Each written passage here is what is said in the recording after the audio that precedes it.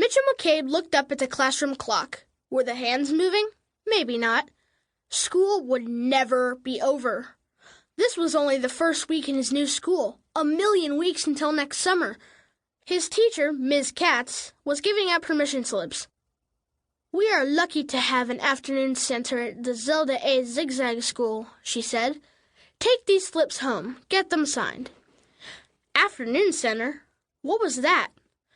"We'll have swimming and art and ballroom dancing." Ms. Katz poked at her glasses. Trampoline, kickball, lots of things. And even homework help. In the next seat, a girl was drawing something. It looked like a pony, Mitchell thought. It had a fat stomach and 4 legs. The girl raised her hand. "How about trips? Maybe like the Bermuda Triangle or Hawaii." Mitchell leaned forward. Miss Katz closed her eyes. "I don't think so, Yolanda." Mitchell put his slip in his desk. No good. He wasn't going to the center. It would be filled with kids he'd never seen before, even 6th graders. At last, the bell rang. Mitchell sped down the hall. He slid down the banister and landed on the floor. Bonk. "Careful," the principal called after him. Mitchell leaped out the door. Free! He looked back. The Zelda A. Zigzag School was long and low. The bricks were as yellow as a stick of butter. It wasn't one bit like his old school. That one was tall, like a cereal box. It was red and friendly. Too bad they'd had to move. Too bad his father had a new job. A window opened on the 2nd floor.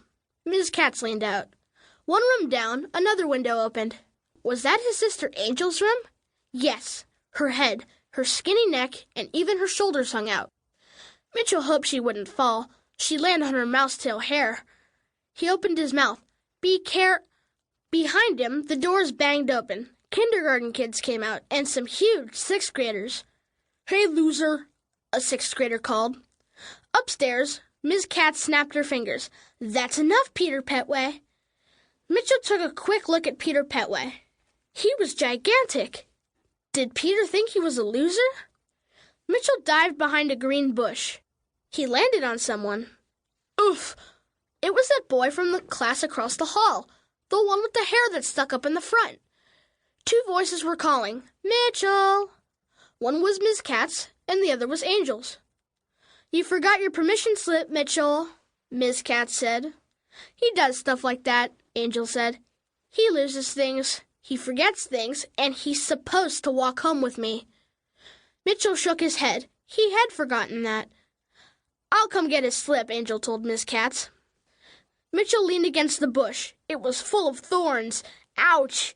He swallowed. He wouldn't cry, not even if a tarantula landed on his head. Next to him, the boy was almost breathing on him. The boy's arm was a mess of poison ivy. Mitchell took tiny breaths. He tried not to breathe in the poison. Above them, both windows closed again. Mitchell took a deep breath. Oops, poison ivy must be twirling down his throat. The kid scratched his arm. "I'm Habib. What are you doing here?" Mitchell raised one shoulder. "I'm Mitchell. I like to sit behind bushes, but not poison ones. How about you?" "I'm making mud balls. They're great to juggle." Mitchell crawled around with Habib. They made a ton of mud balls. Then Angel came out. She was with another girl. It was someone from his class. He tried to think. The Bermuda Triangle girl, Yolanda. She lived on their street. Yeeks! He hoped she and Angel wouldn't be friends. She might tell Angel everything that went on in his classroom. His mother would find out if he did one thing wrong. He waited for them to go down the street. "See you," he told Habib. He followed Angel and Yolanda home, sneaking from bush to bush. He made sure they didn't see him. He felt a worm of worry in his chest. More than a worm, a snake of worry. Was Peter Petway right? Was he turning out to be a loser?